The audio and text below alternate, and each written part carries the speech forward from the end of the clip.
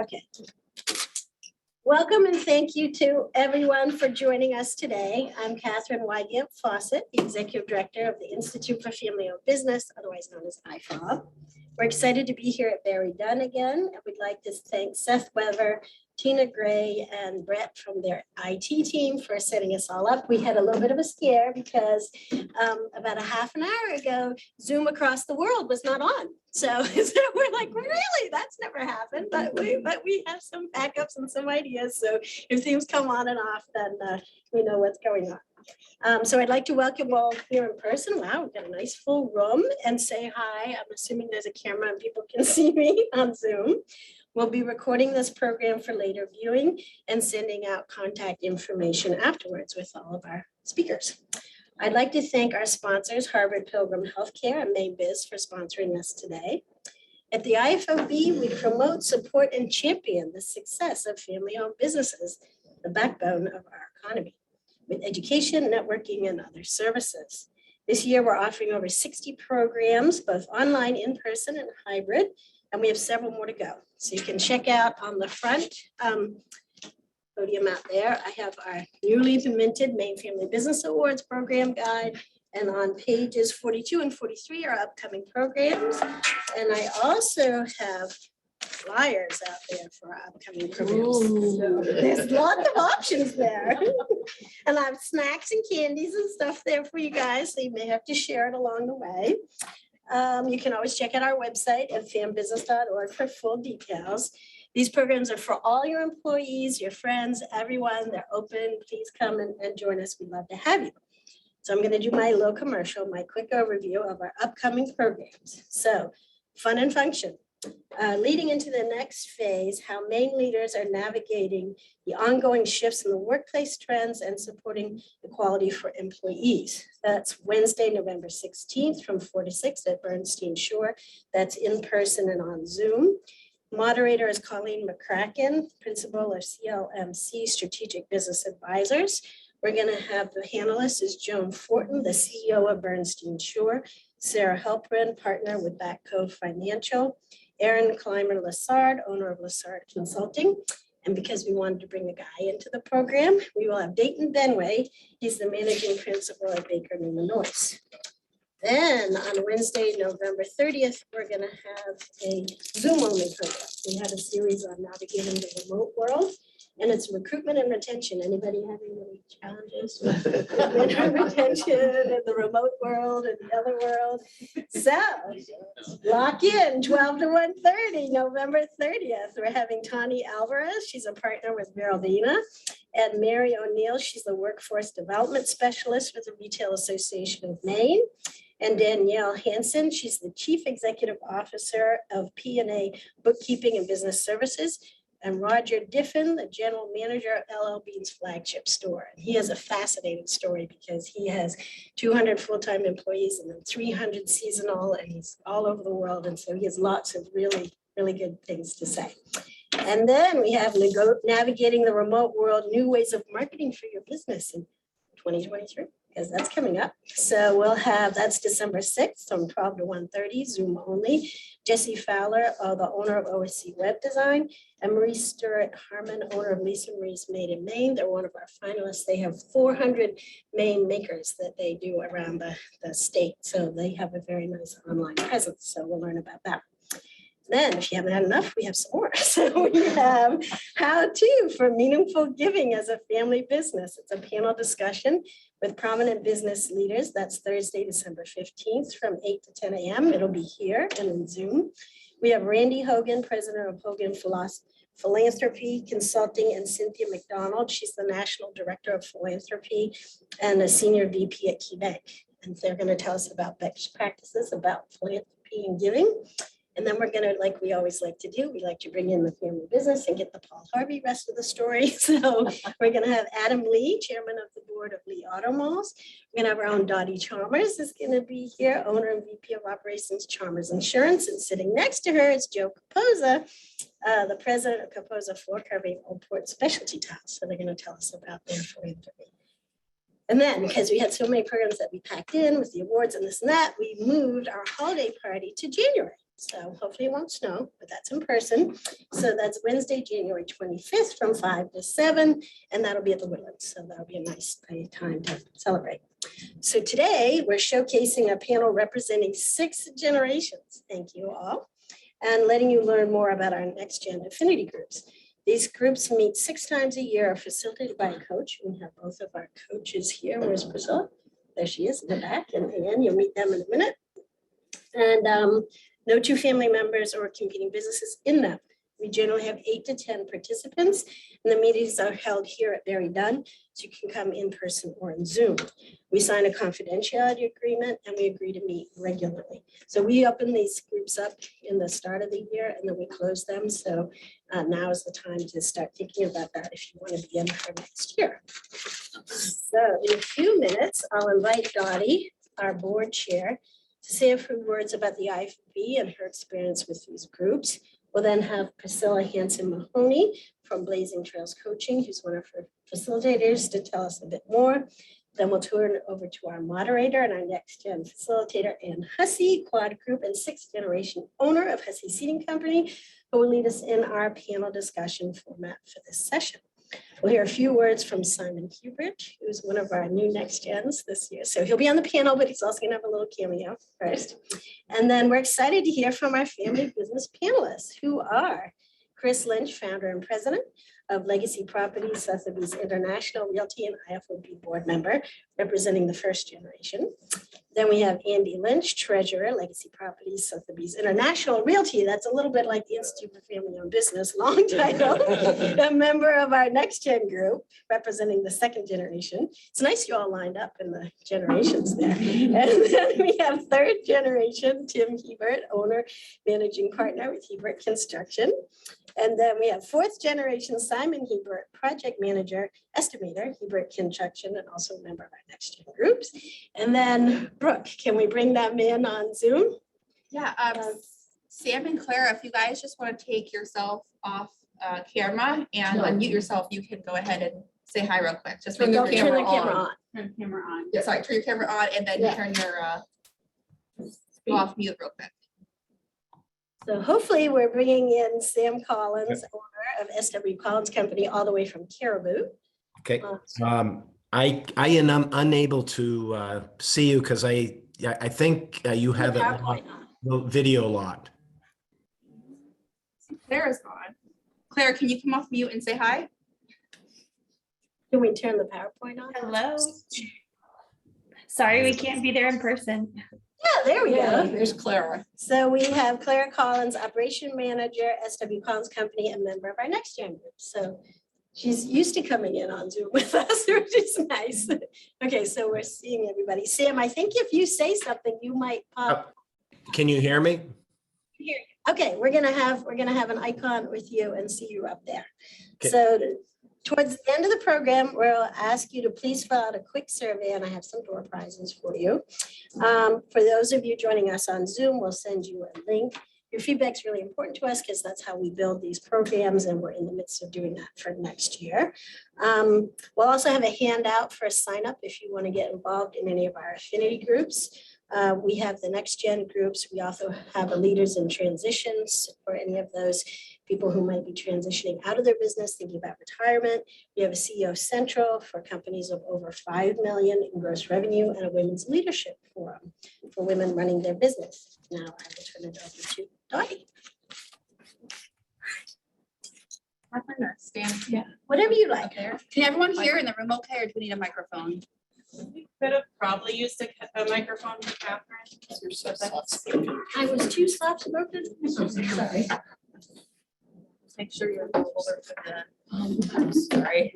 Make sure that people can see you in Zoom room. Can they? Yeah. Okay. Wow, that's I don't really bring that. Welcome. It's so good to see everybody here. I'm Dottie Chalmers, chairwoman of the IFOB, and so you guys are laughing. This is really Next Gen open program. So around noon today, I was like, what am I going to say So I dialed it in and I sent an email to all of my Next Gen friends and I said, I would love a sentence about what Next Gen means to you, or a few words. So in order in which they were received, you will hear what they have to say, and hold your breath, Lindsay. You'll find out what order you were in real quick. But within 2 minutes with Peter Horch from Horch Roofing, who said, hearing about how much growth and development my peers are accomplishing motivates me to make my business better. So that's what Peter had to say. Jeff Messer came in number 2, Messer Truck Equipment. He said, friendly resource and sounding board. All the group members are in similar stages at similar levels in their family business, so the connections are immediate and plentiful. Lindsay, and I expected this of you, a paragraph. A paragraph about really what the group means to her is friendship, all capitals. And our group has been such a truly supportive group that I get the chills when I think back to how we all leaned on one another when COVID hit. And we were all working through the PPP loan program, and that's a true story. We were emailing like all weekend long about just sharing insights that we had. To me, that was such a scary time for all of us, but we were all there lending any support to one another that we could. It's so nice to be able to send a group email on an issue we may have to get an outside perspective on. It truly is unique and worthy. I have built lifelong friendships from my Next Gen group, which I totally agree with that. Mike Davis, can always count on Mike Davis for some laughter. And, he said, every meeting we tend to hit upon an interesting, relevant topic that gives me new ideas for our business. It's also very assuring to see that we're all facing the same challenges. That and the snacks are usually pretty good. And then lastly was Deirdre, who squeaked in maybe just after 2 p.m. deadline that I gave her. But she said, our Next Gen group has meant the world to me as I have navigated growing up as a manager and leader in my business. Many times I have received sound advice, creative ideas, support, and encouragement from our group. I've made decisions to stand at my ground in some cases, and in others to think of new ways of doing something at the advice of our collective experience. I look up to everyone in our group as a mentor and as a peer. That is an unlikely combination, but one that has helped me gain confidence in myself and how I run my business. So thank you to my Next Gen friends. And that in itself speaks to, you know, how close we all are as a group. Really. And I mean, I know I've been a part of our group for seven years, and I consider all of you guys friends.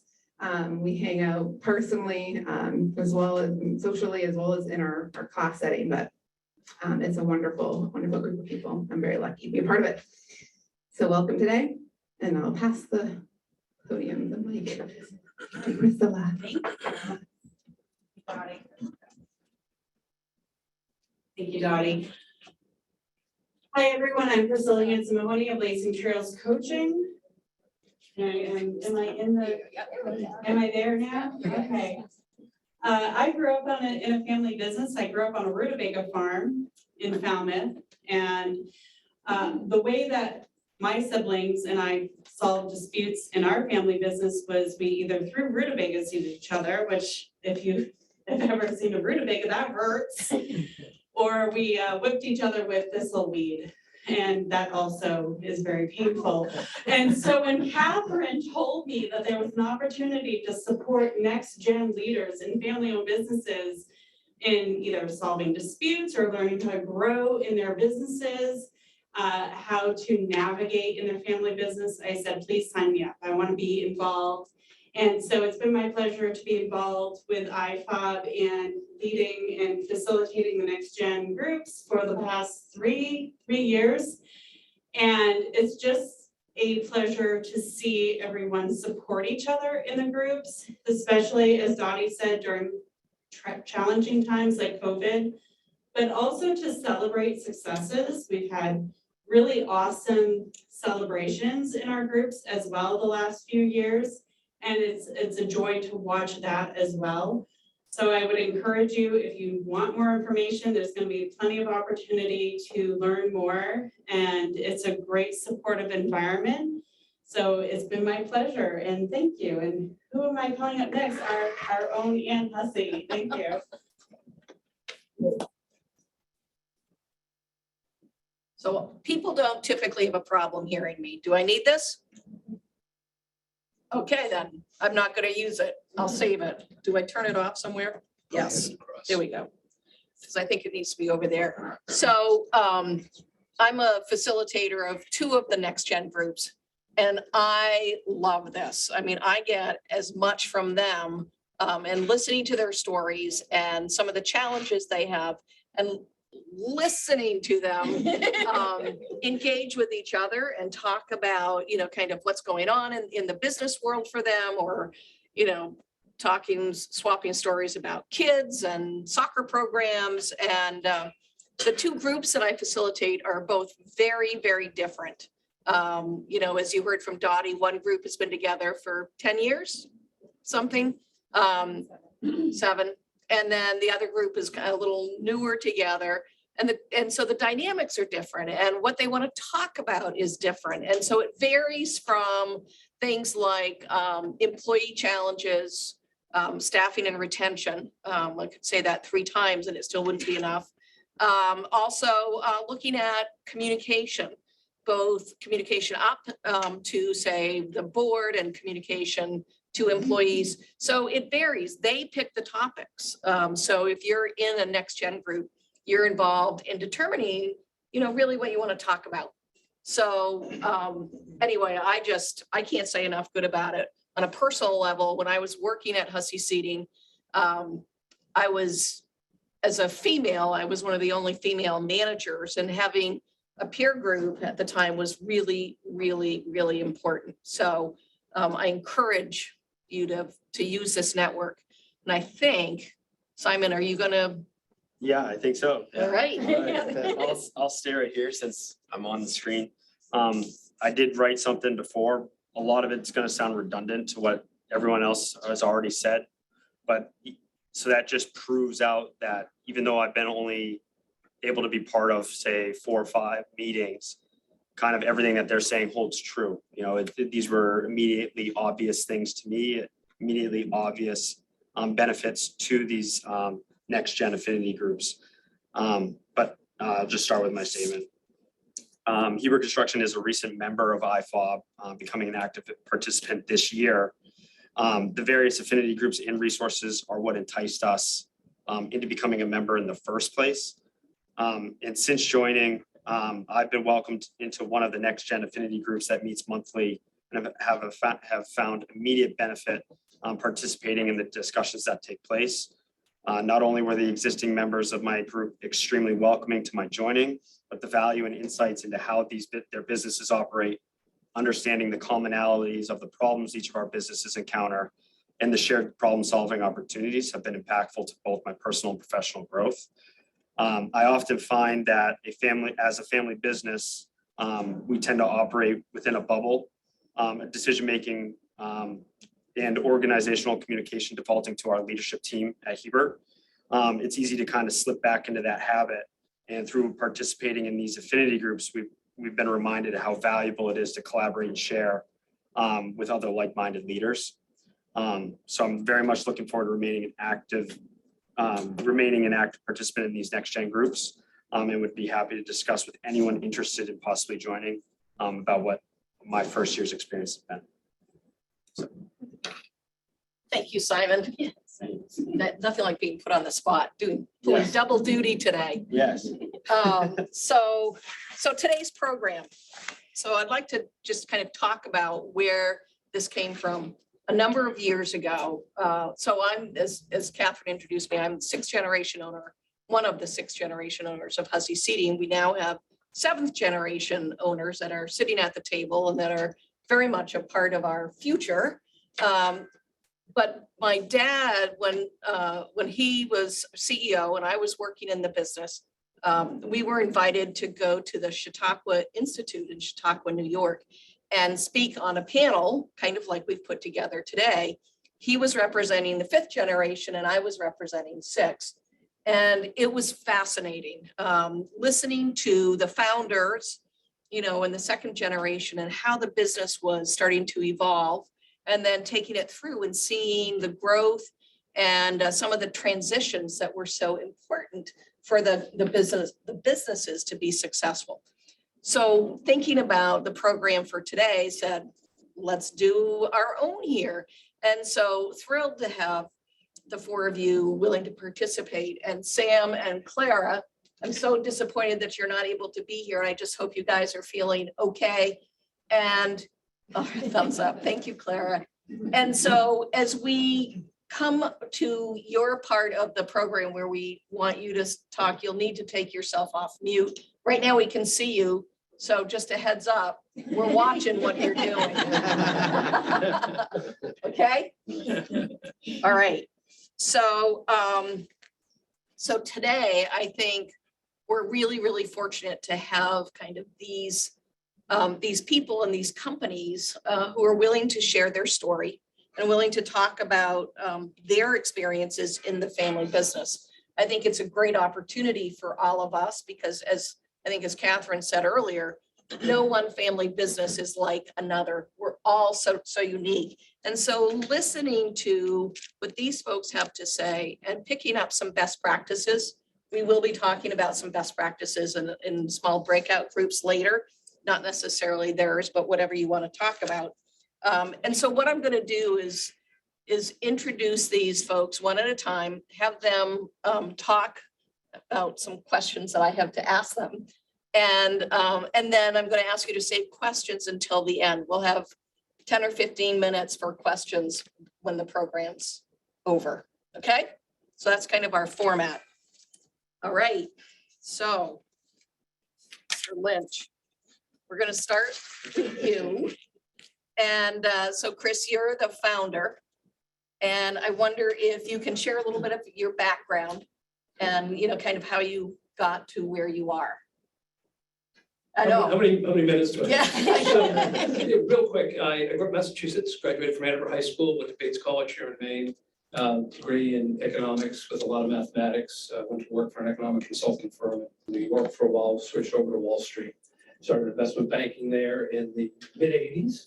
Was there for 17 years, ended up running a bond trading and sales operation, fairly significant, 3 continents, about 500 people, 600 million in revenues at a very young age, 35 years old.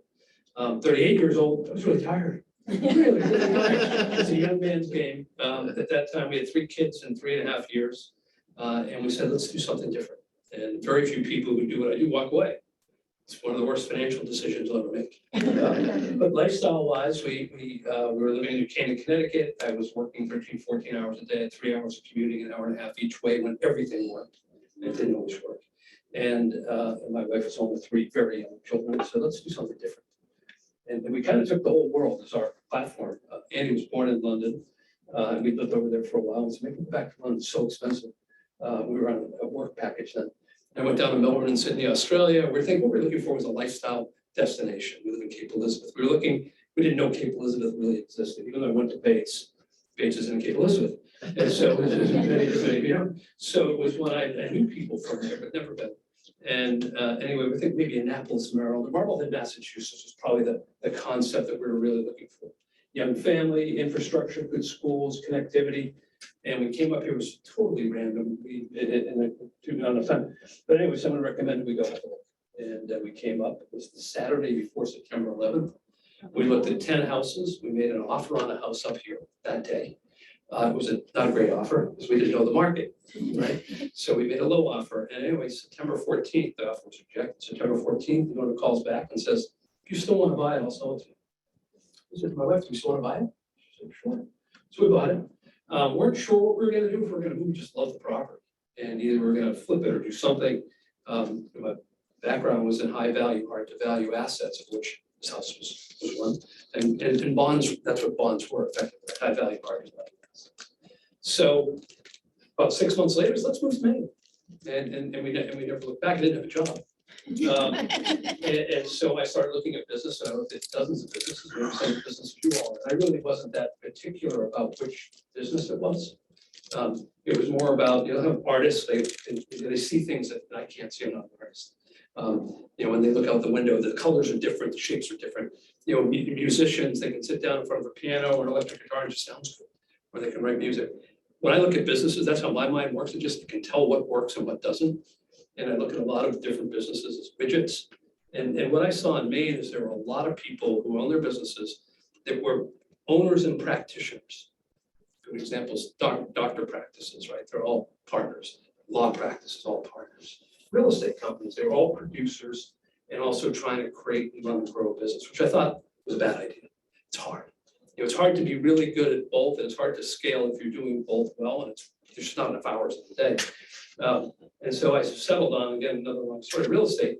The real estate business goes back to, you know, so when I look at the bond business, what I understood from a business model is it was high value, hard to value assets that were tied directly to interest rate movements.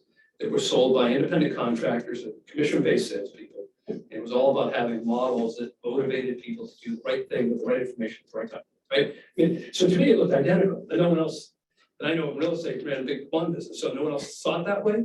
But for me, it was just crystal clear. It's like, this is so simple. It was like Groundhog Day. You know, as I knew everything that happened in the bond business was going to happen in real estate at some point in time. And so I started the Sotheby's International Realty Companies, and he was probably 13. He was our oldest. We had 4 kids. So I wasn't thinking about a family-owned business. I wasn't. I needed a job. Been unemployed for 3 years. Yeah. So started it, and you don't think when you start a business that your family's going to be in it. That's not necessarily just that. It just seemed to be the right thing to do. So that's kind of a nutshell. How we became successful. We just worked super hard, super smart through very difficult times. So started the business in 2006. Grew very quickly. Opened 4 offices, 50 agents in about 19, 20 months, and then the bottom fell in 2008 and 2010. Good news was the bond market all the time.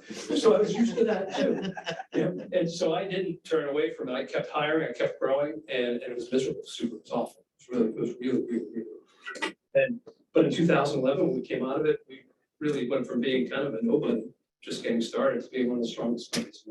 So it was just staying the course. And that's what we learned to do during those bond years when things were down, was when we did all that recruiting, right? Because when things were going great, no one's going to change.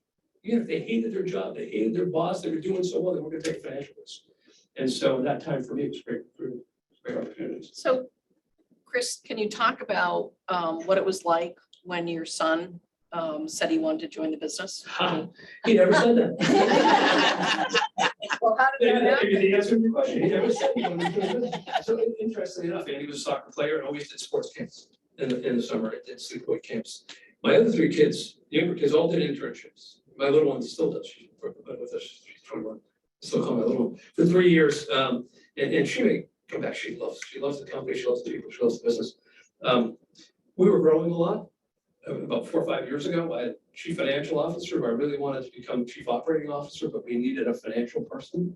And I asked him to find someone, and we looked at people for about a year, and he didn't find anybody. At the end of the year, we sat down and said, we really need to do this. We started a rental business, which is very intensive from an accounting bookkeeping perspective. And I said to him, I said, my son would kill it at this job. I said, he'd be really good. But he's got a great job in GE Capital. I have no idea. He's never worked at the company. We've never talked about him working for the company. I picked up the phone. I said, Chris, if you're open to it, as the first two, let's call him and see if he wants to come up for an interview. And he came up for an interview. He liked the idea. He liked the idea of moving back to me. And I said to him, if you do leave GE Capital, right, from GE Capital, you can go anywhere in the world, right? Financial risk management, GE Capital, aviation services, anywhere in the world, in the finance world. You come to Legacy Properties, not so much. Just so you know, it's a completely different path. I can't tell you, you're going to be able to go to Boeing, from GE Capital, from Legacy Properties. So, but they interviewed, and I said, I can't train him. That wasn't my background. My chief financial officer did all that stuff, and Andy joined us as financial controller, wanted a contract, and wanted everything in writing, wanted to know what he was getting into, wanted to understand everything. We took it very seriously, as did we, and not fully recognizing the complexities of the family things that could create. Unfortunately, it hasn't. But having 3 siblings and and his mom and so on, it's all different kinds of dynamics that we never thought about, because I desperately needed a finance person. I thought my son would be the best one for it. It was a business decision. It really wasn't. And it was Catherine that pointed out one day at one of these events, we're actually a family-owned business. We didn't even know that. She followed us back to she followed us down Middle Street, right back in our office, and pitched us on the inside. It was from a very done meeting, down at our old offices. True story. Always with herself. Joy. Can you talk a little bit about what you do differently today in the business as a result of having Andy in it? Yeah, so the first thing we started with 6 agents in 2006. I don't know how many agents Andy had, probably 70, something like that. So we've grown a lot, but we really hadn't been doing anything different from a back office financial perspective. So our checks were being written by hand, our bank statements were being, balanced by hand, 27 different bank accounts, all these trust accounts, we're doing everything, QuickBooks, we were printing checks off the printer, and Andy came in literally in 6 months, totally changed our financial systems, brought on new technology, everything now is ACH transfer, never see a check, everything's automated, press a button, any financial report you need, it's all there, things I never need to know about, I can get. But it was, and again, there's always a little bit of luck in all of this. But when COVID hit, right, and we had to shut down, we didn't miss a beat. Now, had we not had all those systems in place, it would be much more challenging for us to do. We have agents who go from the Massachusetts, New Hampshire border through Seacoast, New Hampshire, up into our farthest offices in Acadia and Northeast Harbor, right? And so we were hand delivering checks in each of the offices. Well, I was not in the office, and if there was, I would be able to do it checks. And so it was one that he had put in remote check deposit from all these different agents, from all these different places, put in triple layers of security to protect our funds, and double check, triple check, voice check, everything that goes out. And and that's just the half of it. I mean, a real revolution in how the financials of our company work. And was life-saving, really. Coincidentally. Yeah. All right, you can pass the mic to Andy. Uh-oh. I know. All right. Now we're gonna hear the real stuff. Well, it's pretty accurate. So I'm not sure what else to talk about. So Andy, can you tell us a little bit about your background? Sure. So my name is Andy Lynch. I'm the treasurer of Legacy Properties, Sotheby's International Realty. It's kind of a mouthful, but we have to say the whole thing because Sotheby's International Realty requires us to. I've been working for my dad for about 4 years. I grew up in Cape Elizabeth, and from Cape Elizabeth, I went to Cape Elizabeth High School, played soccer there. I was in the car with my dad driving to soccer games and soccer practices while he was building the company. So I feel like I actually just soaked in a lot of his business knowledge just by listening to the phone calls, and I loved it. I loved listening to him build a company from scratch. And so I went to Elon University after high school, graduated from there and got a job with GE Capital. I was in their financial risk management program, which was, one of their leadership programs. It was a 2-year intensive program that GE ran, and I worked at their, what was called at the time, GE Capital Aviation Services, in their risk department. So we leased and financed airplanes for commercial airlines, which was a really cool place to start. And I did that for about 3.5 years. And I remember exactly where I was when my dad asked me to come back and work for the company. Actually, we were playing golf together. And he had been kind of hinting at me coming back for a little while now. I think I was back Labor Day weekend, and he was like, so, we've talked about this a few times, but we really need that. If you don't come, we're gonna hire someone else. And I think it's a good opportunity for you to join the family business. And so from then on, I haven't looked back. I've been here for almost 4 years now. What went into your decision-making process to join Dad? It wasn't as easy as it sounds, because, I had gone to college, got a degree in finance, got a really good job, kind of worked really hard and was on a really good track at GE Capital. And once I left, it was kind of hard to go back, and my dad was pretty clear about that. And I worked my ass off, and I had been trying to continue to move up the ladder, and there were some really good opportunities for me within GE Capital. But so some of those opportunities were big. We're going to require really big life changes, like moving to Singapore or moving to Dubai, because the aviation industry is so international. So it wasn't easy, because I had kind of been always thought of myself as working my way up through the corporate ladder, and moving back to Maine and stepping away from a big corporation with a lot of name recognition wasn't the easiest pill for me to swallow at first. So what's your experience been like? It's been really awesome. Watching my dad lead has been one of the really the highlights. I mean, we're real estate businesses, we're a service industry, so we're as good as the people that we have. And it's really all about attracting talent, retaining talent, and motivating and leading talent. And that's what he specializes in. And that's why we're so successful. And so kind of seeing how he leads our team and thinks about the business has been, really eye-opening for me. So any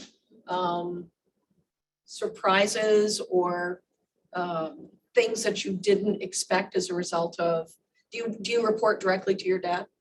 Sort of. We're a pretty flat organization. Relate to that, right?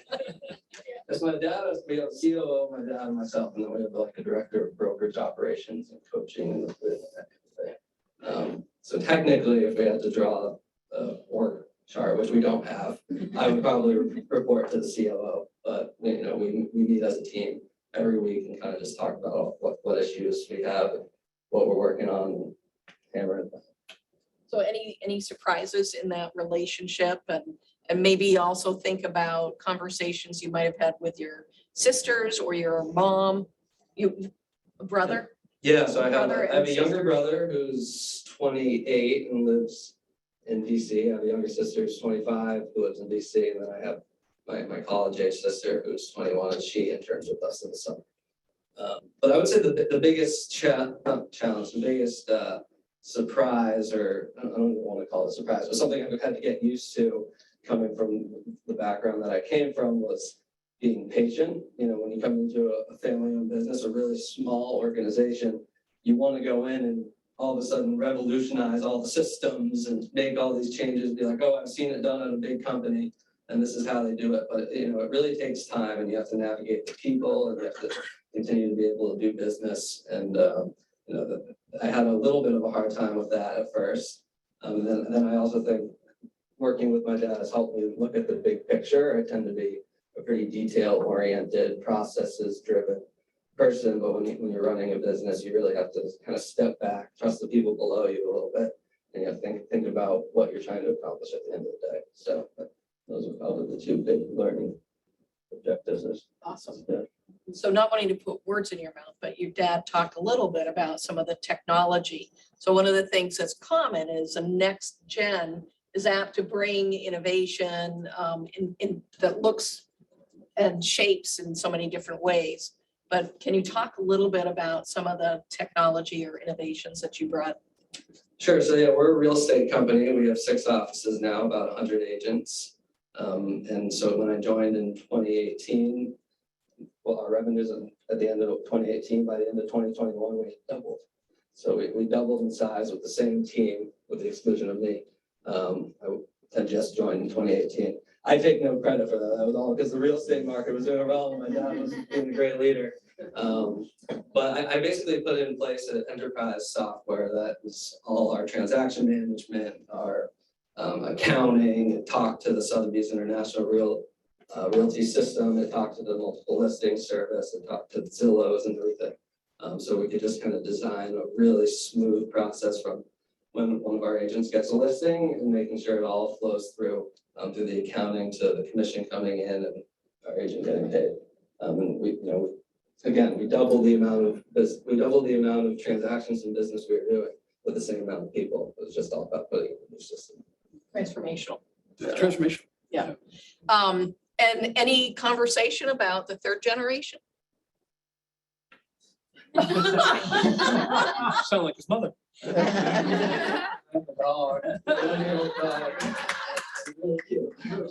They say you start with that, but I mean, do you envision this as a family business? Yeah, I think so. For us, it's not like we haven't talked about. It's not an elephant in the room. We're both comfortable talking about what we're trying to do with the business and where we want it to go. He's the owner. I just work for him. But I also have some siblings who are also really into the real estate business, and we're encouraging them to come back. We're very entrepreneurially minded, so we're always looking for new opportunities, either to expand region within geographically or get into new business lines that would support our real estate business or support our clients. So, you know, we're pretty open-minded right now.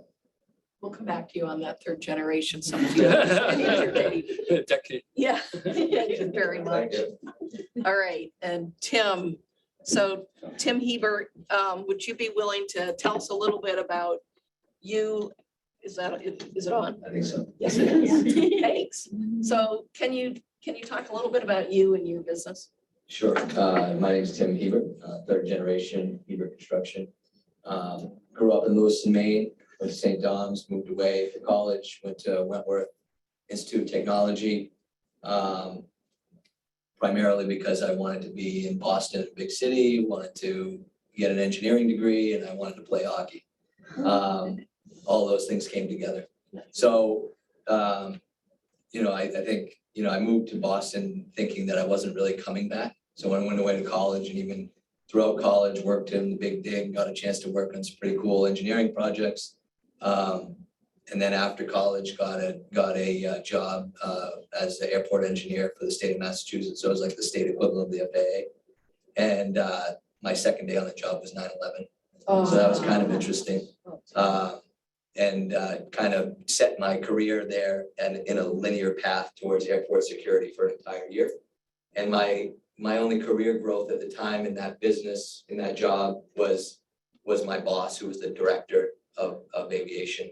And so just so happened I was living in Brighton and with a couple of my friends from school, and my father, as probably everybody's father says to them in the family business, hey, what are you thinking? It's about time you make a decision. You're coming back to me or you're not coming back to me. What are you doing? We could really use, you know, somebody with an engineering degree, and CAD was a big word that nobody really understood in the construction world back then.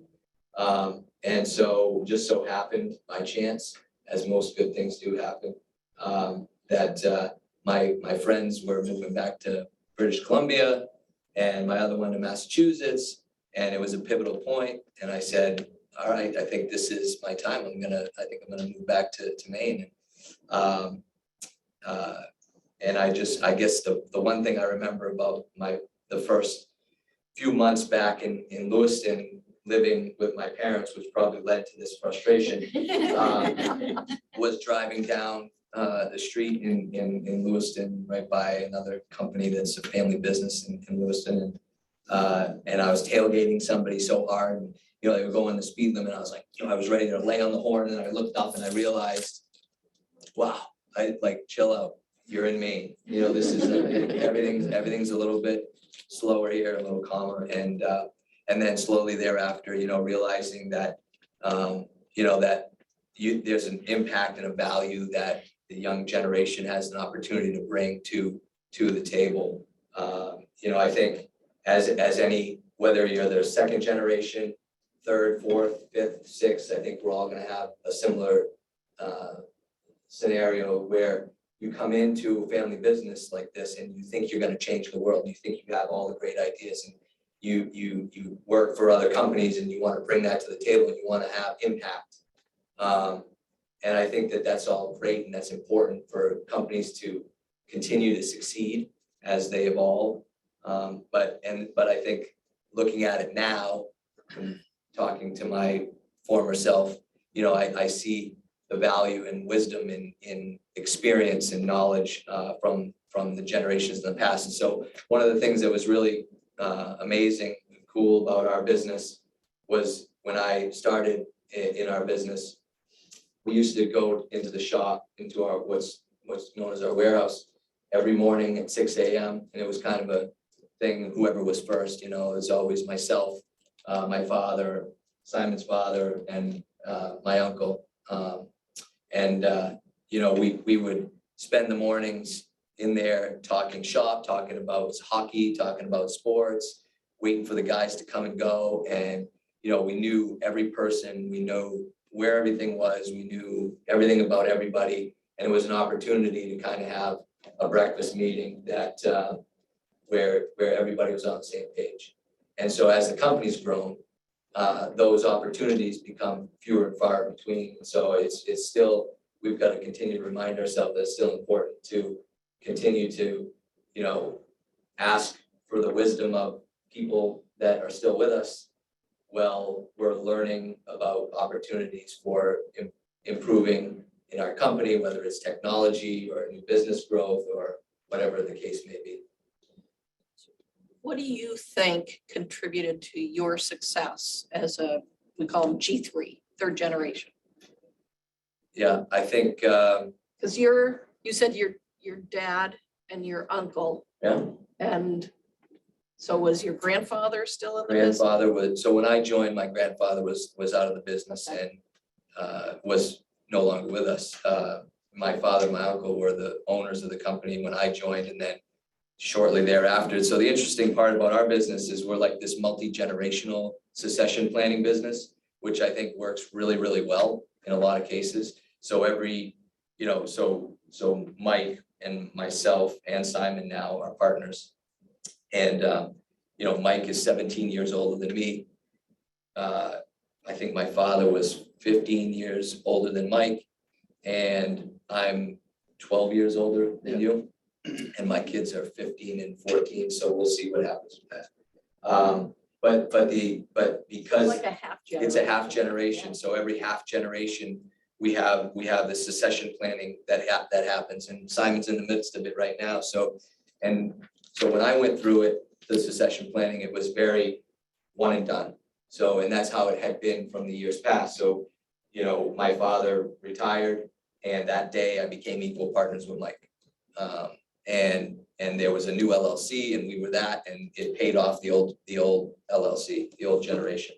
Whereas now we've gotten a little bit smarter, and, you know, we're doing it over a period of time and investing interest. And I think it's a much smarter way to deal with it. And because of this, the ability to not have to have both parties or one big buyout, because the goal of your company, if you're a shareholder, is to grow company value and valuation, which is counterintuitive to succession planning in a family business.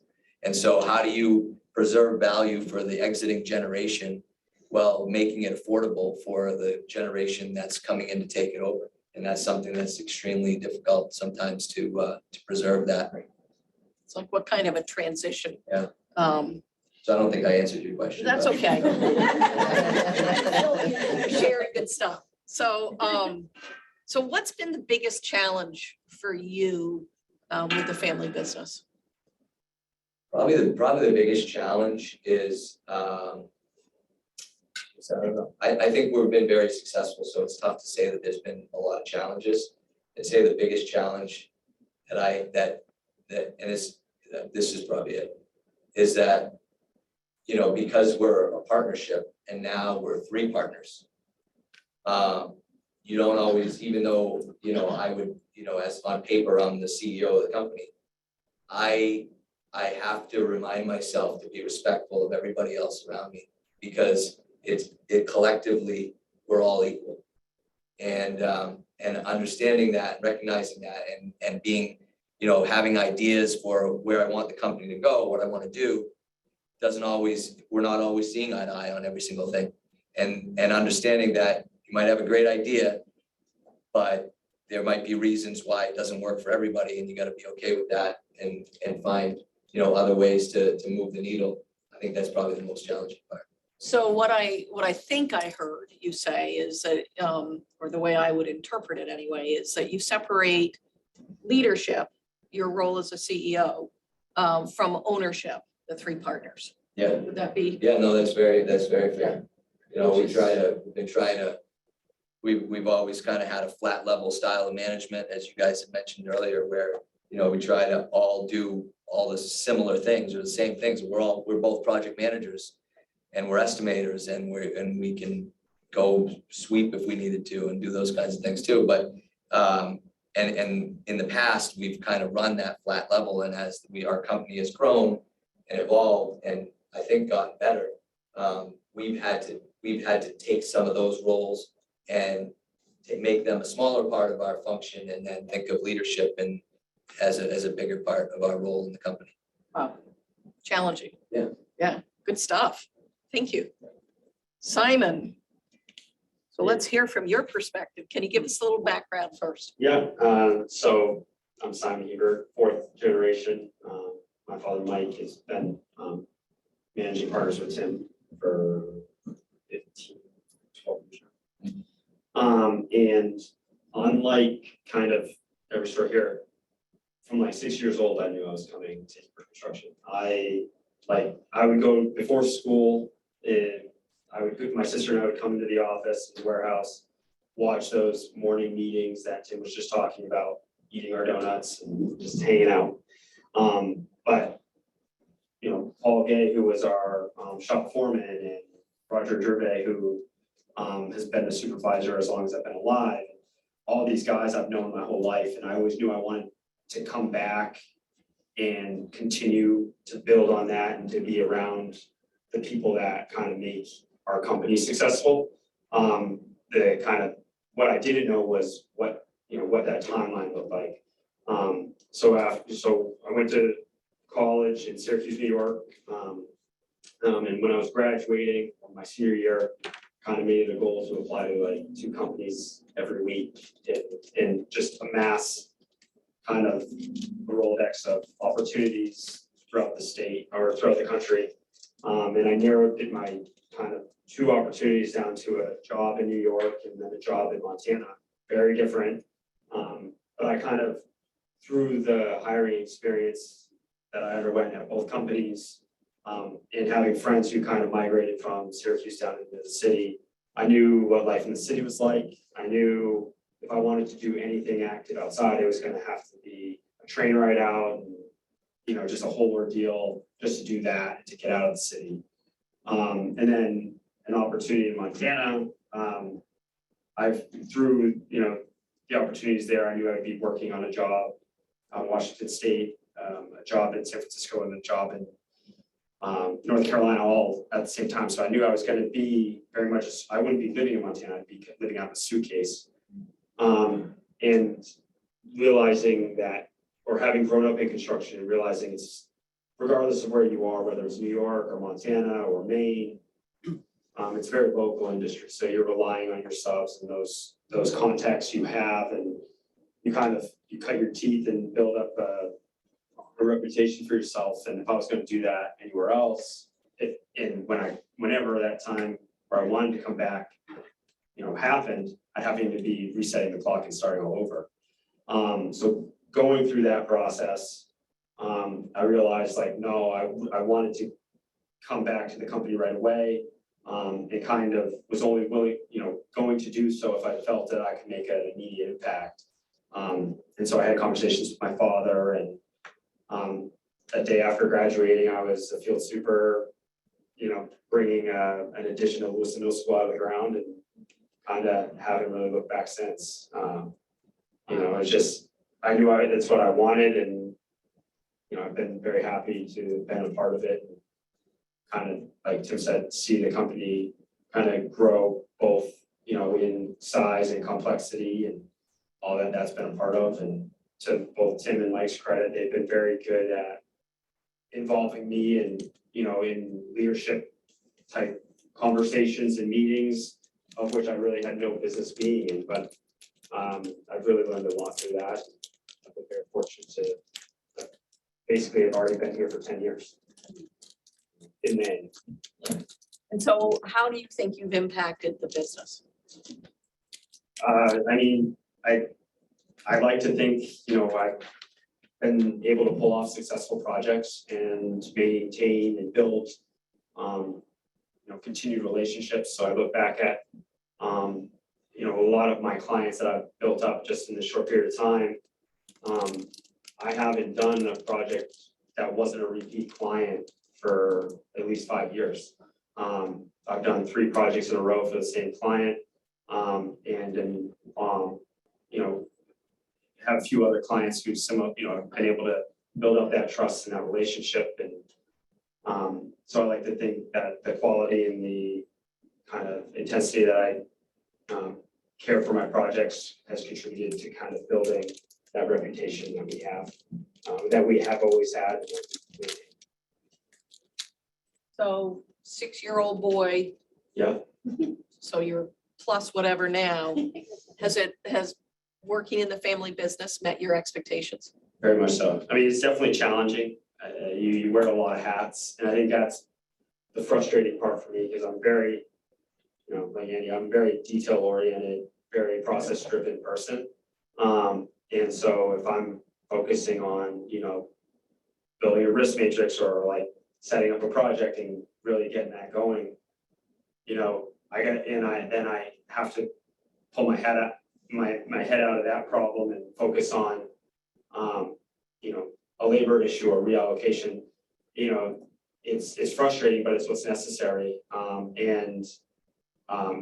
Part of that is something that I've grown to really enjoy and appreciate. It's only made me better.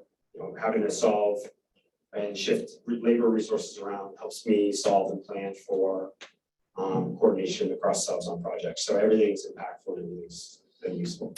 So are you thinking that at some point in the future, you'll be part of an ownership group with Tim's kids? I'd like to think so. I mean, that's what I hoped Tim looked at when he was looking at me at that age. And, Tim's kids have been working with us for a few summers now. I'm certainly, it's one of those things where the more family, that's just additional shoulders to lean on. Things aren't always going to be as successful as we've been fortunate to have been. So in those downturns or those tough times, it's good to always, just have family in the business. That's great. Thank you very much. Thank you. All right, Sam, can you hear me? I can. Thank you for joining us. Certainly hope you're feeling better. Thank you. I am. I wonder if, like the others, if you'd be willing to kind of introduce yourself a bit and how you ended up in the family business. Sure. Well, I started in the business, I guess, when I was no longer or old enough to get out of the potato fields picking potatoes. So when I was in high school, I drove truck, and that was probably the best job in the business and continues to be the best job in the business if you have a strong back and you like the sunshine.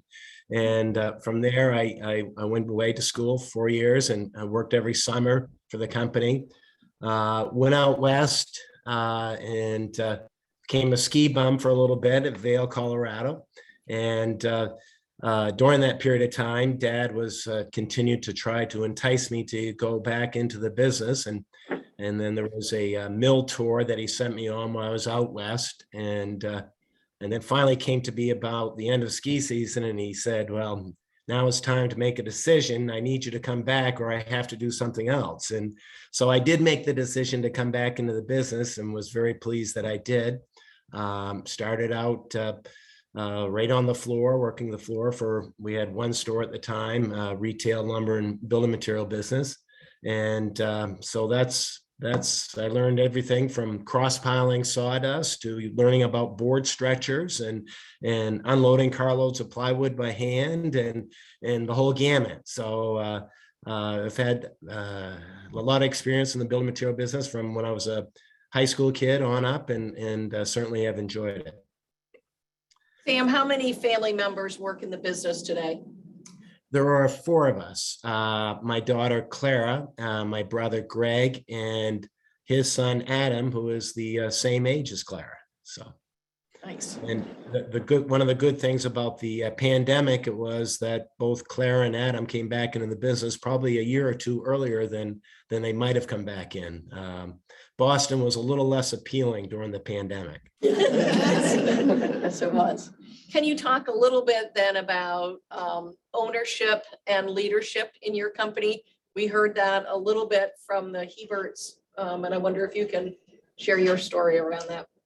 Sure. Well, all of the members that are in the company, family members, have ownership, and that happens once you join the company and you've been involved in the company for 6 months.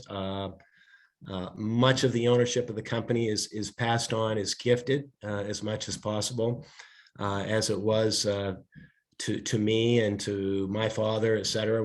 We consider ourselves stewards of the company for a period of time and want to see it continue through the generations. So I bought some shares when I was younger, but much of it was passed on by gifting.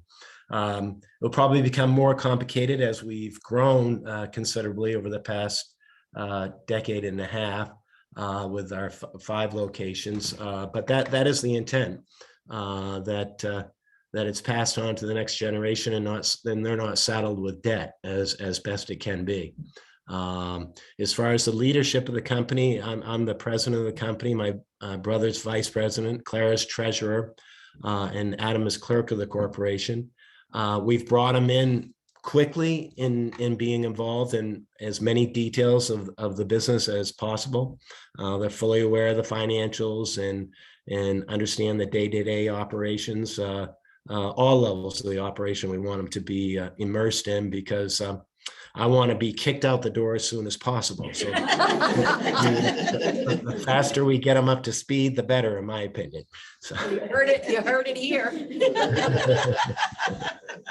So can you talk a little bit around fifth and sixth generation is obviously very rare. And so are there certain practices or policies that you folks use that have kind of helped the success of your family business? Yeah. Well, we've learned some lessons over time for sure, and had the pleasure of being involved in a survey of multi-generational businesses. And I think it was a consultant, well, it was a consultant out of Canada. I think they were working for one of the major companies in New Brunswick, Quebec, on how succession planning is best and how you continue into the 4th, 5th, 6th, 7th generations and be successful at it. And one of the benefits of participating in that survey was that I got all the wisdom of everybody else and how they did it in the final report. And we were given that report.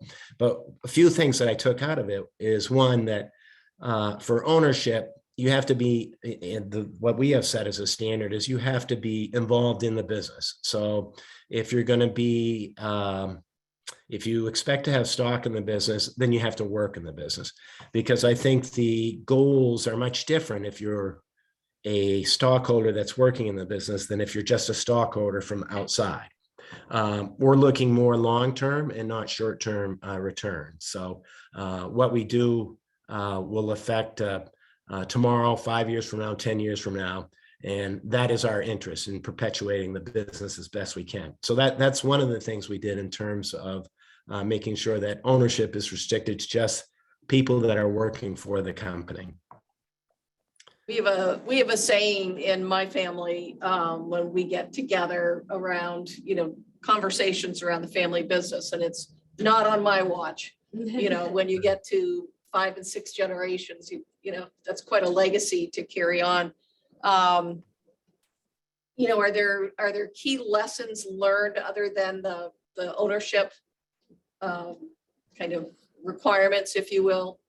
Sure. Well, I think one thing in any family business, and I'm sure this is a universal theme, is good communication.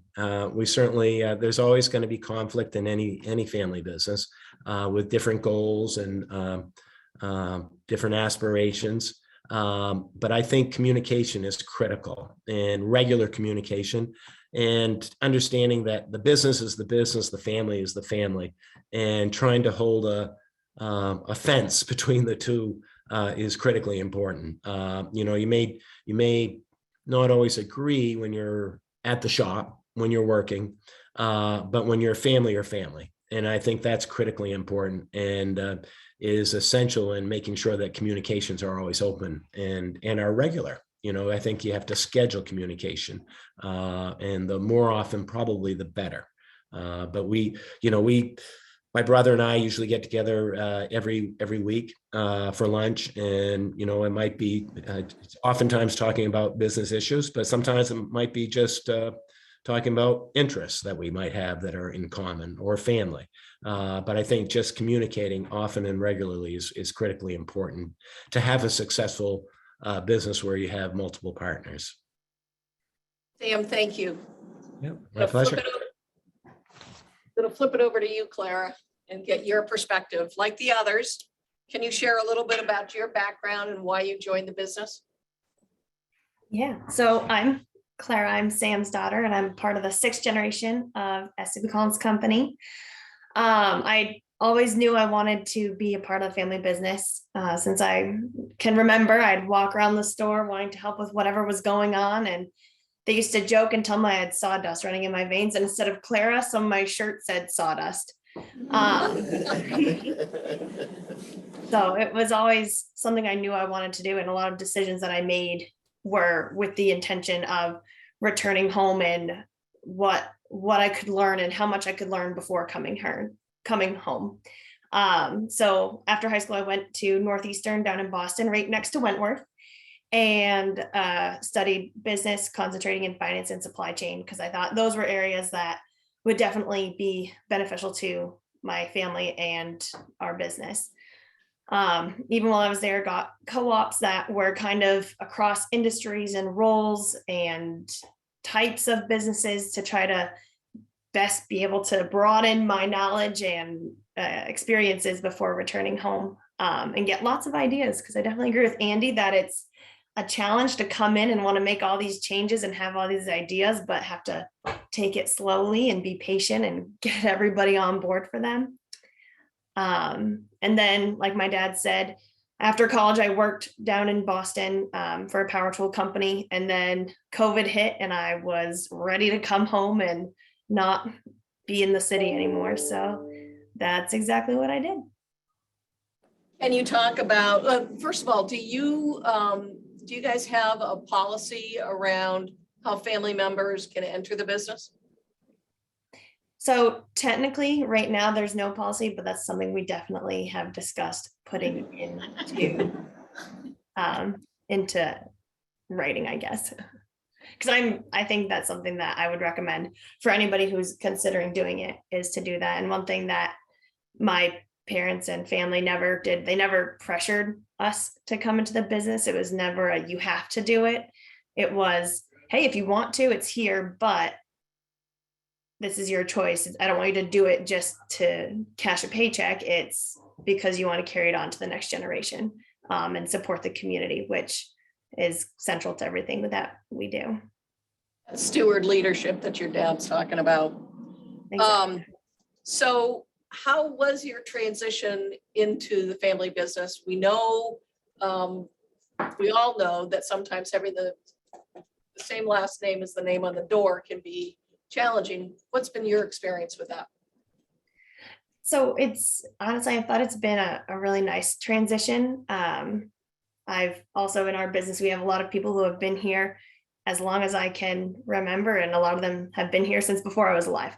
So it's nice to get to have seen these people and worked with them when I was in high school. And then now they've obviously seen me grow up, but they've also seen me working hard, and working alongside them and learning the business, and being not afraid to ask questions or ask for help or admit when I make mistakes, and relying on their knowledge and expertise, and not even within our company, but within the industry, between other retailers and vendors. Everybody is so willing to help and to offer advice or to listen or to talk things through, and it's hugely beneficial.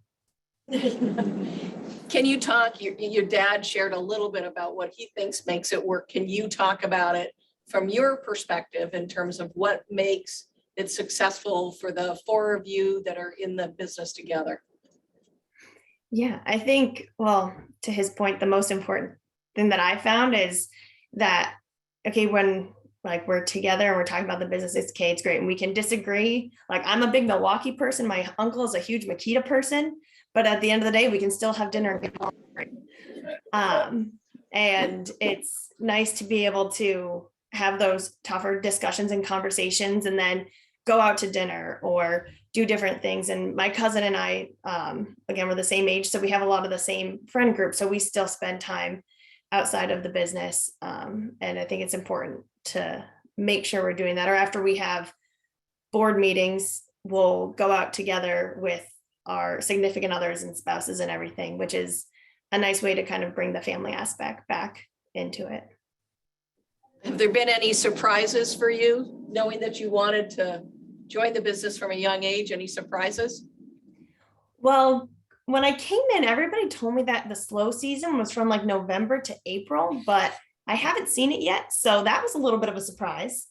But I guess I knew it was an amazing community, amazing industry that our business was a part of, but I didn't realize just how welcoming and willing to help everybody was going to be, which has been really, really incredible. That's great. Any words of advice For myself? to others? As you're sitting here as the sixth generation, you have the seats I would that- say be patient with yourself. That's something that I'm working on. Again, I kind of want to know everything and be able to do everything and not have to ask for help so much, but just being patient with myself and others, that things take time. Well, thank you. What I'd like to do now is open it up for questions. And, Brooke, I don't know if there are any questions came in online. Not yet? No. Okay. So if anybody has a question, you can get the mic to you. You can talk loud. Any questions for any of the 6 panelists? Lindsay. So Simon, you said you have a sister? Yep. Is she interested or? Sorry. Unfortunately, she's not. She's, so I've asked, I begged, I think she'd be great. But she's always been like a dog lover or animal lover. And she's been a vet tech for my dad's best friend, which is like just down the road. She lives in my grandparents' old house, like a mile down on the other side of our office. So she's always around. But she just, it's not her. There's not, construction workers aren't pets. So, it's different for her. Yeah. And her and her husband are getting ready to have their first child, and they're settling in, and she's definitely looking forward to being a mother, and the business is far from that, which is fun. Yeah, so when we were putting this panel together and I was talking with Ann, I thought, what do you guys think are things that are common of all generations? And then what do you think changes as you move down the chain? And you already said, not on my watch. So, the more you get into it, the more generations, the more pressure to keep the business going. But is there some fear, if you're the founder, you started everything, but how is it as you go through those 6 generations here? I'll jump in for something that's common across all of them, from what I would imagine is kind of that same thing, that you want to be a reliable steward of the company, and you don't want to have the company, dissolve under your watch. But I think a common theme across anyone's, in family businesses, especially if you come in early, you're going to be part of that company for a very, very long time. And during each kind of individual cycle, there's going to be challenges. Challenges are certainly different for each business owner, but you're forced to address them, and kind of addressing those with the same vigor and kind of integrity and honesty, and knowing you're going to come out on the other side. I think that's something that, the challenges that I face, or that I see myself facing, although the issue or the risk may be different, the way I approach it is going to be the same as my great grandfather approached it, or that my grandfather approached it, or my uncle approached it. And I think that's, a commonality. Thank you. So being a founder versus being a next generation or multiple generation, when I started real estate, I wanted to change the way real estate was done. It wasn't like, I wasn't out to kill it. There were so many things I hated about real estate, was particularly in Maine. I thought it was underinvested in, I thought it was undermarketed, I thought there was very poor training. I thought that the way properties were presented was terrible. And there were and again, I had a group of agents who had been doing things the old fashioned way. And so I was pushing against that same wall of, take your time, can't change the world in a day. And I was coming from a place where you had to change the world every night. And it was, sort of what you said, when you moved back to Maine, you have to sort of slow down. You have to realize that you can't only do so many things in a day, and a month, and a year, or whatever for as long. And it took me a couple of years. And it was really much slower to do what I wanted to do within the constraints I had around trying to recruit and so on and so forth. So it's a new thing as much. And I guess the other thing I would say is, you know, when someone comes into the business, typically they come in with a job, right? They come with a specific function, right? It's whatever, it could be accounting, it could be ordering supplies, it could be whatever. And as that job grows into a role, and that role grows into vision and thought, is really that sort of how that progresses. And it's really cool to see. And so it's certainly seen a lot of that with Attendees. He came to be the financial controller. You know, and now he's really a very important part of running the company in 4 years.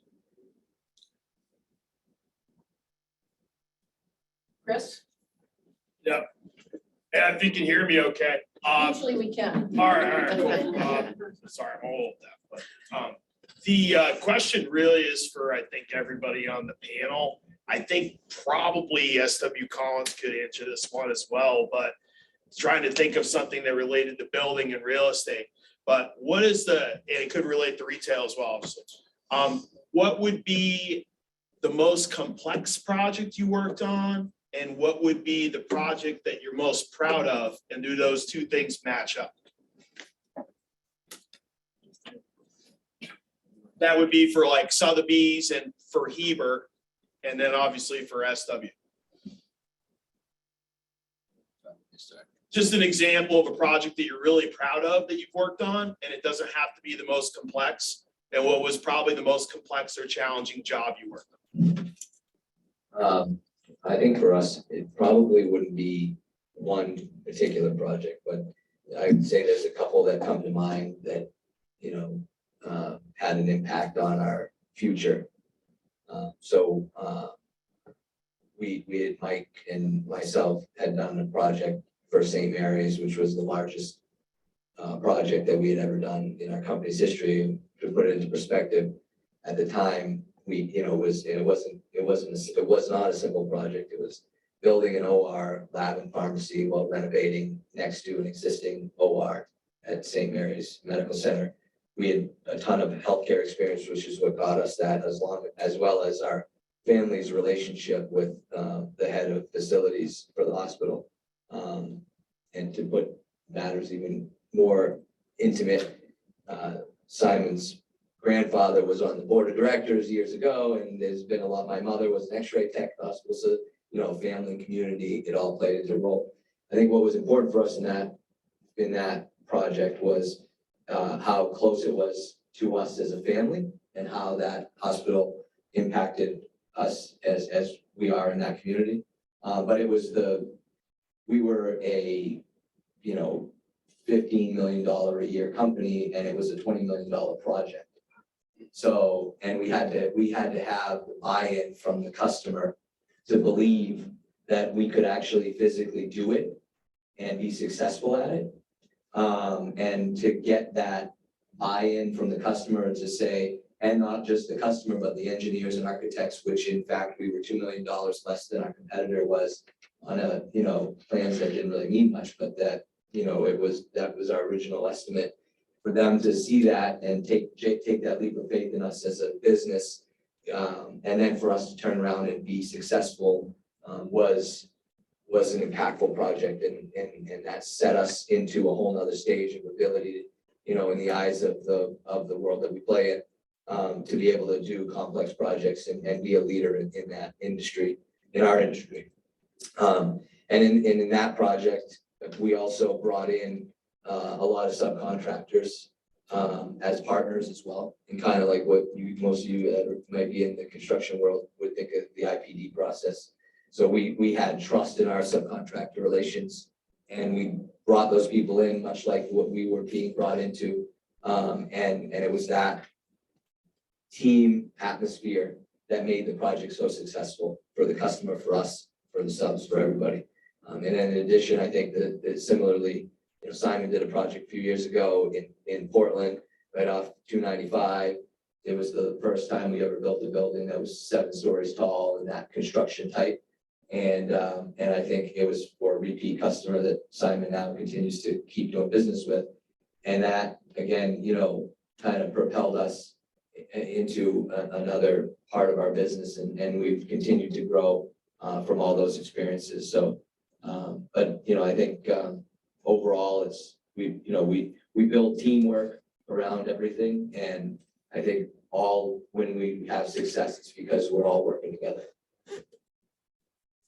So I wanted to ask a question about governance. Oftentimes we hear governance is really critical as a best practice for family businesses. And I'm just curious about the governance models that you folks have in your companies, whether it's governance around the business with board of advisors or fiduciary boards, and then also around the family. Do you have any governance models with the family? So, pass the baton and see if you guys can. Here, maybe Sam, do you want to take that? I'm 100% owner. I don't like a lot of input from others, from my agents, from my staff, from my family members. But Andy does, really, really well. He really looks at all the details, and I'm more 25 to 50,000 feet. I have a hard time. Maybe it's undiagnosed adult ADD. I don't know. I multitask a lot of things a lot of the time. I rely on good people making good decisions 100% of the time, and I'm very rarely let down. We and as Andy said, we have a very open dialogue between us and my wife, and sometimes too much at the dinner table, because we spent most of Andy's life talking about his soccer games, because he was the oldest. I spent most of his life talking about life, work, and all the things that we talk about. So we don't, but we're confident and comfortable that when we do, and if we need to, we will. And part of the experience I've had through this organization is really understanding. When it's time, I have no doubt we'll be in a position to do what we need to do. Sam, you look like you have something to contribute on this. Sure. Well, Chris, I like your governance model. So the way we manage our company is we have an executive management group, and we meet weekly. And decisions have become very much shared in terms of it's not a total democracy, but I depend upon the collective wisdom of our management group on directions that we take. As far as at a much higher level, I guess, if we're looking to invest in a new market, or if we're looking to expand in new products that are going to be significant in nature, then it becomes a decision based on the stockholders, and we meet when necessary. We meet several times throughout the year, and obviously our annual meeting and other meetings that are scheduled.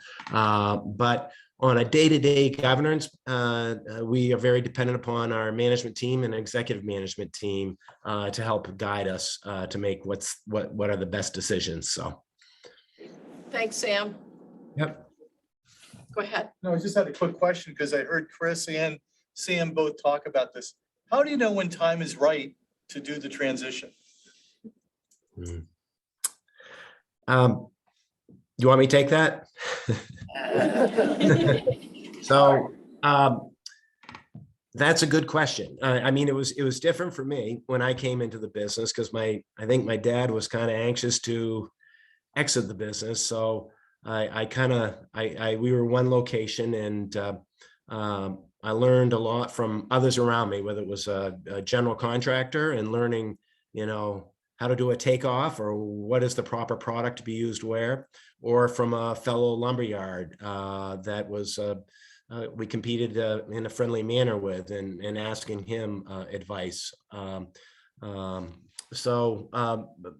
So for the transition from my dad to me was kind of very sudden, I guess. He was still there, but less engaged and had other interests.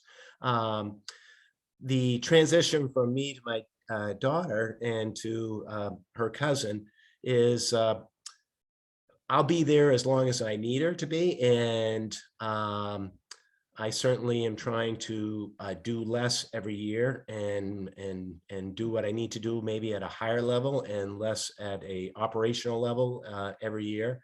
And I hope within a short few years that she will be ready to lead the company at that time. So The when, I guess, I hopefully I'll know it and she'll know it and my brother will know it and we'll all be on the same page as to what is the right time to transition. But I can't give a date certain or what will be the marker. I think we'll all come to I think there will probably be never a definitive marker. I think that sometimes you need to be pushed into the next phase or the next leadership position. And you think you may not be totally ready, but you become ready and you learn what you need to learn when you're there. So I don't think there is a definitive marker. I think you get a person to where you think they're 75% there, and they'll figure it out from that point forward. So I'll let them know when I'm ready. I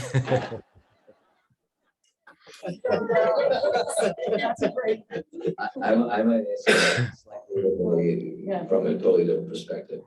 I would say from a generation coming in to that leadership role, thinking about your question, if you think you're ready, you're not, and when you're afraid to take over, you're probably ready.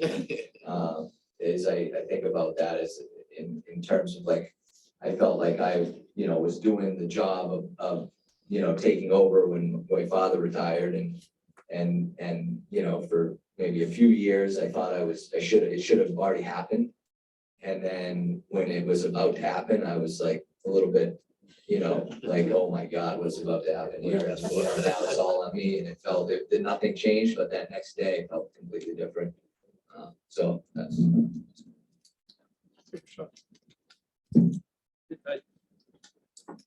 I just turned 60 in August.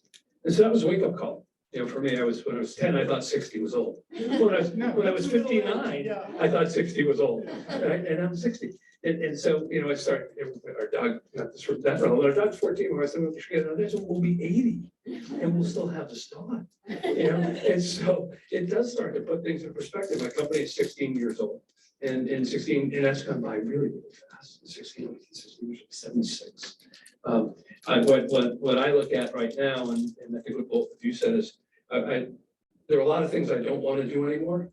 And there are a lot of things I don't do well. And as said, Andy's really been growing into a lot of these roles.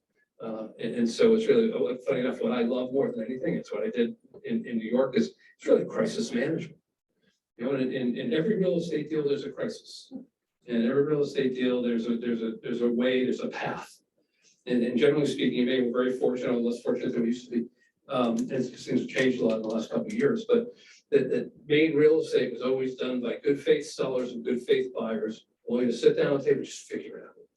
99.9% of the deals closed, and while everybody wasn't always happy, everybody was happy it was solved. And I love doing that. And that's what I did. Ultimately, all the stuff I did in New York, it was really all about crisis management. And that's the piece I enjoy. I don't enjoy the paperwork piece. I don't enjoy the personnel piece. I don't enjoy a lot of the things that I don't enjoy. And so I'd like to see my job become more, where I can farm out more of the things that we need to do. We've got to a point, we've always had very few employees, which is one of the things I always wanted. So I have 110 independent contractors and 9 employees. Wow. And it's awesome if you're a business. And so I've always wanted to stay light on employees, but we're at the point of scale that adding a couple of more employees that have these specific skill sets that can help us do some of the things we need to do. And that's where we're right at that inflection point. And that will create the path. Thank you. Other questions? Yes. Just a quick question for when you come into Next Gen comes into a business. I've noticed a lot of you have come in sort of at a higher level. Have you run into or experienced any resentment from employees, screaming nepotism or anything like that? Great question. Could you guys hear that? Sam and Claire? Okay. That's something that we were actually really conscious about from the beginning. When I came on, I came up to Maine, I did a formal interview, we had all the paperwork. It was just like I was accepting a real job, and it was a real job.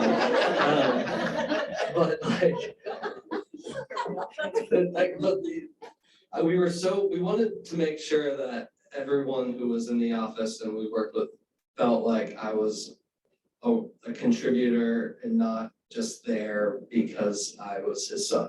And, it wasn't a problem with me, I worked really hard and I was there every day, first one there, last one leave, try to get the business to where I envision it. And but whenever I come into the office or whenever I have to leave early or whatever it is, maybe I'm too conscious of it. I'm always thinking about what the other employees in our business do think of the fact that my last name is Lynch. I just deal with it the best that I can. Simon? Yeah, it's something I've always been aware of as well. But like Andy said, I think any kind of inkling of it can be kind of counteracted with just outworking and that's certainly something, I started working for the company as a laborer when I was going into my freshman year of high school. And every summer I would always be working alongside the guys doing kind of the least pleasant work in the smallest spaces and all about it. You say a job needs to be done, that's fine. And I still very much operate that today. If say something needs to be done on a job site and I don't have a resource to do it, I'm hauling cabinets up 4 flights of stairs. I'm sweeping a floor if I need be, and that's the thing that at Heber we really require of not just our family members, but of our project managers as well, is that you're not just managing a project from a desk. You have to be able to have the skills and the knowledge to go out and perform it as well.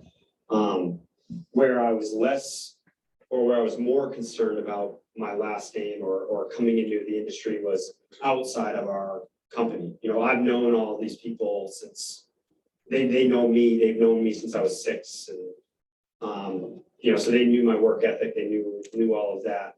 But when I first got onto a job site, I was 22 years old, having to have direct conversations, resolving conflict, and handling crises with guys who got more industry experience than I was old.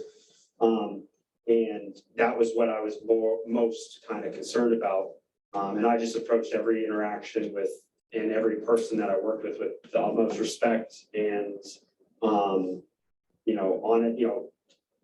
and also starting every conversation I had with, handling it with honesty and transparency. So that way they knew okay, I'm not just gonna, pull one over on them, or I'm that young guy that's just coming in to kind of muscle things over. It's, we're a team. It's part of, the overall project kind of relationship. Try to get to that win-win.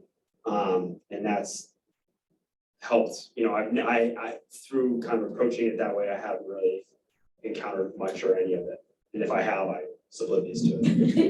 And I also think to add to that, next generations, they tend to think like owners, even if they're not, for me, for example. So you actually end up working harder and smarter when you take pride in what you're offering from the business perspective. You act like an owner. Owners just think differently than the employees that show up from 9 to 5. Other questions? Chris? Really for Andrew and Clara, one more question about kind of equity, the future of the business. Have you been vocal about your intentions with your parents and with the prior generation in wanting to join in some type of ownership capacity? Or have you discussed it yet? We haven't really discussed it much. Yeah. Years. That's why we're part of the IFOB, Don't be talking Chris is laughing over there. But, That's I'm gonna ask you the question, Chris. Yeah. absolutely. I didn't ask the Heberts because I'm assuming they've had those conversations because they've already made their move. Yes. Clara?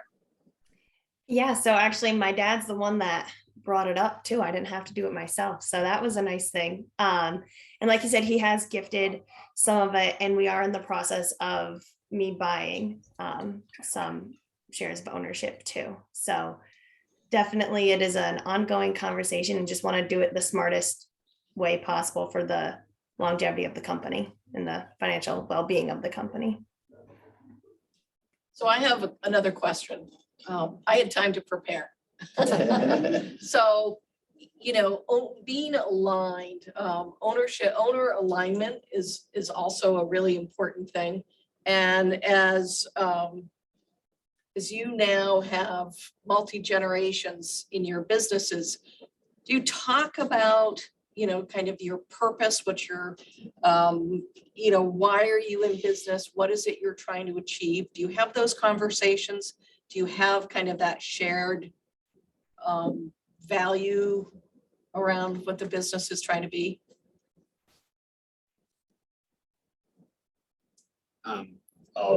So I think for us, it's something we talk about quite often. We're, you know, having kind of three owners at different stages and different percentages, you know, what my outlook or vision for the company is very different than what my father's outlook and vision for the company is. Just as much as it might be slightly different for Tim, because I have a runway that's 40 years long and my dad's, you know, looking at a runway that's 5 years long or 6 years long, and Tim is somewhere in the middle. And I think, you know, that's fine, and there's always a way to marry that. Or Tim, you know, that was one of the things Tim was talking about is, you know, to always be respectful of the you know, the other person's view and why their view is important, not only to them, but also to the business. And, you know, the only way to kind of get through those is having those conversations, and eventually you find what that middle ground is, and that is the best approach for the company moving forward. And, you know, there's patience, you know, there's a lot of trust on all sides to that conversation. But ultimately, like, the deciding factors, we resolve, you know, we get to a consensus by what's best for the business. And that way it's equally beneficial for my father, equally beneficial for Tim and myself. Those are not always easy conversations to have. I mean, you know, speaking from experience, you know, when you get, I don't know, there's like 30 of us in my family that, you know, getting around the table and talking about core values and mission and vision and code of conduct, and those can be really challenging conversations. So kudos to you guys for tackling that. Sam and Clara, anything to share along that? Clara, do you want to go or do you want me to go? You can go. Okay, so I think we're very much in alignment in terms of our mission, you know, which is to provide excellent products and legendary service as we strive to be an active and positive influence in the communities in which we live and work. Did I get it right, Clara? And in terms of our values, I think we have the same shared values, and those values are we try to emphasize throughout the company, and we document them, and they're in every location. As far as direction of the company, I think we have a shared outlook on our desire to continue to grow smartly and still be able to fulfill our mission. But that's probably an area, though, that we don't have enough conversation about, that we dedicate time to discuss. I mean, we talk about the company and how to improve the company and everything else, all the logistics and everything about governance about the company, but we probably don't spend enough time on, you know, really, is our mission still the same, our values still the same, and where are we 2 years, 3 years, 5 years down the road? That's an area that we need to spend more time at. So. Yeah, I mean, as we know, things change, and, you know, 16 years ago, you know, you might have done one thing, Chris, and 16 years later, there might be a slight twist. And so as businesses grow and as opportunities change, how do you keep that alignment alive? Andy, do you have? Yeah, I was just gonna say, I mean, I've heard my dad speak enough in public and talk about the whole journey. And it's a pretty well-defined journey to more or less do real estate in a way that's more professional, more client service oriented, and exceptional property marketing. And that's still what we do to this day. And vision wise, we're looking for more ways to add value for our clients and add value for agents who work on our platform. So that's really what it comes down to. And I think we're pretty well aligned there. Thank you. So this ends our panel discussion. Can I, well, no, I'm not Oh, gonna I'm correct so you. sorry. I want to go back to because it's kind of interesting is over time, so I started a company from zero. I lost money for 7 years, 7 straight years. I had a great business plan, right? Grow first year, cost money. Grow second year, cost money. Grow a little bit third year, break even. Third year was 2008. Lost a lot. 2009 lost more money. 2010 lost more money than I ever thought I could. Really.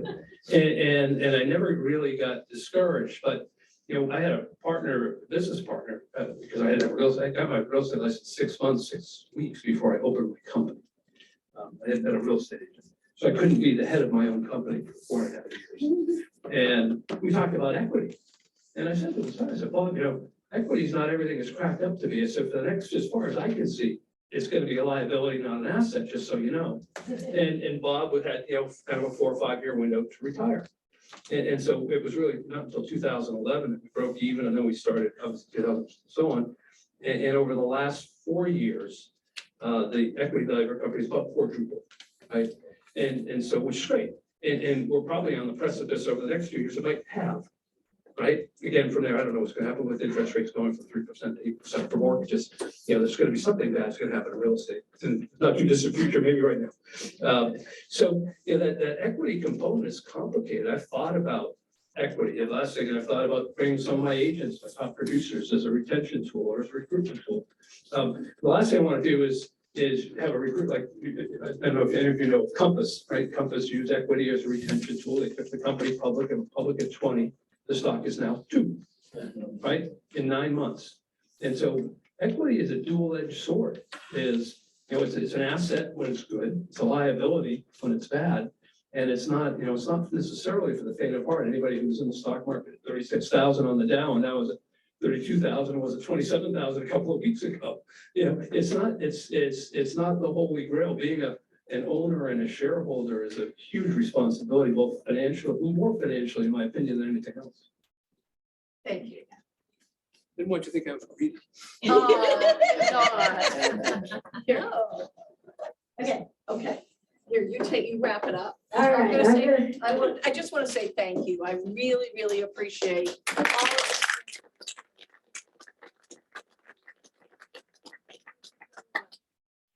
Yes, so thank you all very, very much. I was glad to have you guys be able to Zoom in from Caribou and everybody else to be here in person and others on Zoom. This is our piece where we ask you to please fill out the survey. And I have some door prizes. The greedy guy brought some good stuff. Then I have some Tabasco bottles and I have our golf towels. So if you don't have a business card, that's okay. Take your name tab off, fold it in half, and I'll come around with this. And then Brooke has sign-up sheets if you're interested in getting involved in any of our Next Gen groups next year, or our women's leadership, or the CEO. So stay, mingle, have a bit of fun. We still have more candy if you want some. And thank you so much for everyone being here and participating. Thank you.